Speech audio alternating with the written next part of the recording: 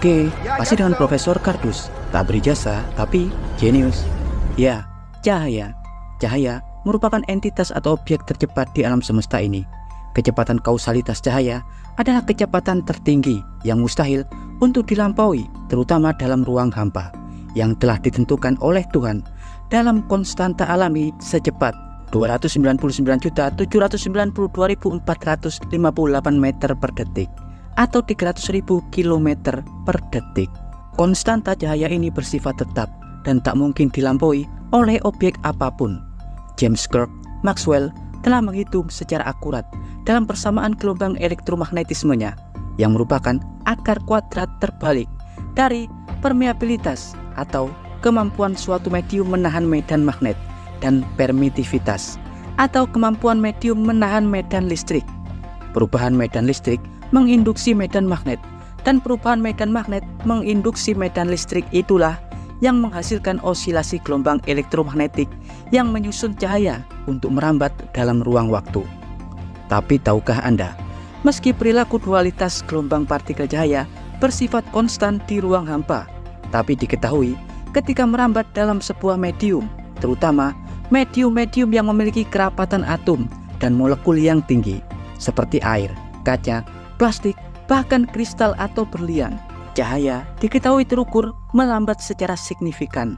Untuk mengukur tingkat perambatan cahaya dalam suatu medium, Anda dapat melihat parameter indeks bias cahaya. Ya, untuk memahami perilaku dan sifat cahaya, kalian wajib mengetahui dua postulat utama relativitas khusus yang diteorikan oleh Albert Einstein pada 1905, di mana postulat pertama berbunyi, hukum fisika adalah sama untuk setiap pengamat dalam kerangka acuan yang tidak dipercepat. Dan postulat yang kedua berbunyi, kecepatan cahaya adalah sama hanya di ruang hampa, terlepas dari kerangka acuan pengamat tersebut. Dalam postulat kedua berbunyi bahwa kecepatan cahaya adalah sama hanya di ruang hampa, yang artinya dalam keadaan tertentu seperti pada kondisi ketika cahaya melewati medium khusus, faktanya pergerakan cahaya dapat diperlambat sesuai dengan indeks bias medium tersebut. Tapi tahukah Anda, meski perilaku cahaya terukur melambat dalam media tertentu seperti air, ada fakta lain yang harus kalian tahu, bahwa sebenarnya pada setiap foton-foton yang menyusun diskrit gelombang cahaya, mereka sebenarnya sama sekali tidak melambat dan mengalami perlambatan dan bergerak tetap konstan, yakni sekitar 300.000 km per detik, sama ketika mereka bergerak di ruang hampa.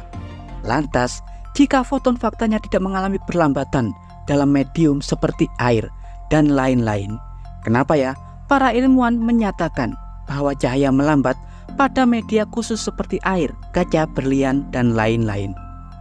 Ya, dalam pengukuran keseluruhan laju cahaya, memang diketahui spektrum cahaya, yakni gabungan gelombang dan foton, mengalami perlambatan signifikan pada media khusus seperti air. Cahaya dapat mengalami perlambatan hingga 25% dari awalnya 300.000 km per detik di ruang hampa, bahkan dapat menurun hingga 225.000 km per detik pada media air, dan pada kaca dapat mencapai 200.000 km per detik. Itulah alasan mengapa ketika suatu objek yang kalian masukkan ke dalam air, maka penampakan objek tersebut akan terdistorsi atau membengkok dalam pengamatan visual normal. Ya, asal Anda tahu, pada medium seperti ruang udara, terutama ruang hampa, spektrum cahaya dapat berjalan normal karena pada ruang hampa keadaan struktur penyusunnya minim hambatan. Diketahui pada ruang hampa atau ruang udara sangat sedikit partikel-partikel atau atom-atom yang menghalangi dan menghambat laju cahaya. Berbeda dengan di media khusus seperti air, di mana di dalamnya ada banyak molekul dan atom-atom yang saling berjejalan dan rapat. Apalagi pada kristal berlian. Hal itu membuat spektrum cahaya yang masuk pada medium khusus seperti air pasti akan terhambat, mengalami gerak laju bias atau terdistorsi. Tapi diketahui, meski secara keseluruhan spektrum cahaya dapat melambat, pada tingkat partikelnya atau foton, sebenarnya mereka tidak melambat sama sekali dan kecepatannya tetap konstan, yakni 300.000 km per detik, layaknya di ruang hampa. Ya, untuk memahaminya kalian harus tahu bahwa spektrum cahaya sebenarnya gabungan dari spektrum elektromagnetik yang berperilaku sebagai gelombang dan diskrit atau paket-paket kecil yang disebut sebagai foton. Foton merupakan partikel kuantum penyusun cahaya. Ia melaju dan tergabung bersama gelombang elektromagnetik merambat dalam spektrum cahaya. Pada ruang hampa, foton dan gelombang elektromagnetik tidak terhambat dan melaju normal sesuai dengan konstanta mutlak cahaya, yakni 300.000 km per detik. Tapi pada medium khusus seperti air atau kaca, mereka disebut mengalami perlambatan karena dalam zat cair dan kaca pada dasarnya susunannya dipengaruhi oleh partikel-partikel bermuatan seperti susunan atom yang mengandung proton bermuatan positif atau elektron yang bermuatan negatif. Diketahui setiap atom dan partikel bermuatan yang menyusun air atau kaca sangat terpengaruh oleh perubahan medan elektromagnetik. Jadi, ketika spektrum cahaya bergerak melalui media seperti kaca atau air atau berlian, atom-atom di dalamnya akan terpengaruh oleh medan elektromagnetik yang dibawa oleh cahaya. Pengaruh medan elektromagnetik tersebut membuat atom-atom dan partikel akan mengalami getaran signifikan. Contoh, pada saat elektron di dalam atom yang menyusun air atau gelas atau kaca kemudian terhantam oleh foton dari cahaya dari luar, elektron-elektron tersebut akan terinduksi. Tak hanya itu, diketahui elektron-elektron yang tertabrak oleh foton cahaya diketahui akan memancarkan fotonnya sendiri karena terinduksi, di mana foton yang tercipta berukuran lebih kecil dengan panjang gelombang yang lebih pendek dan lebih ringan daripada foton cahaya dari luar yang memiliki panjang gelombang yang lebih panjang. Jadi di sini dua jenis foton cahaya akhirnya terbentuk. Yang pertama, foton asli dari spektrum cahaya yang memiliki panjang gelombang yang lebih panjang yang masuk dari luar. Dan yang kedua adalah foton yang lahir ketika foton dari luar menabrak elektron lalu terinduksi dan kemudian memancarkan gelombang foton baru. Ya, tahukah Anda? Pada dasarnya, kedua gelombang foton yang mengalir tersebut bergerak dengan kecepatan fase, yakni 300.000 km per jam untuk foton asli. Dan foton yang kedua lebih lambat karena panjang gelombangnya lebih pendek. Pemendekan panjang gelombang diakibatkan karena foton baru tersebut terhalang oleh banyak atom-atom substrat di dalam medium. Ya, kecepatan masing-masing dua foton ini disebut kecepatan fase atau kecepatan asli dari foton dalam medium.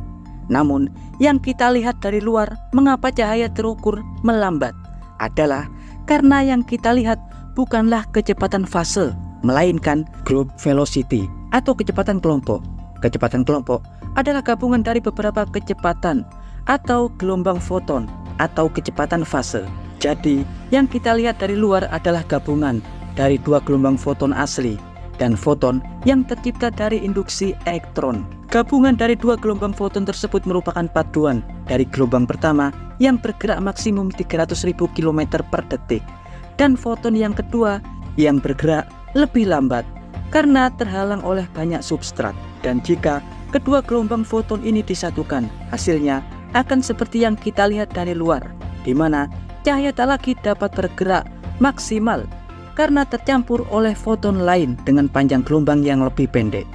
Namun, penjabaran yang Profesor Kardus ulas barusan adalah prinsip kerja cahaya jika dijabarkan dalam mekanika klasik. Tapi, jika kita menggunakan penjabaran mekanika kuantum, garis besarnya akan seperti ini. Ya, dalam penjabaran mekanika kuantum, setiap foton adalah gelombang yang memiliki probabilitas tidak nol untuk mengambil setiap jalur di dalam medium. Hasil penjumlahan kecepatan kelompok diketahui disebabkan oleh pengaruh superposisi setiap partikel yang dilalui di dalam medium tersebut. Setiap partikel, proton atau elektron dalam air atau kaca diketahui memiliki perilaku superposisi yang berbeda-beda.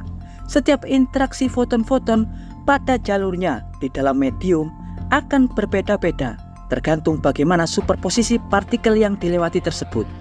Jadi, dalam mekanika kuantum, perlambatan yang terjadi dikarenakan setiap foton yang bergerak dalam medium akan membuat jalur sesuai dengan interaksi yang terjadi ketika foton-foton tersebut menabrak partikel-partikel dengan jenis superposisi yang berbeda-beda.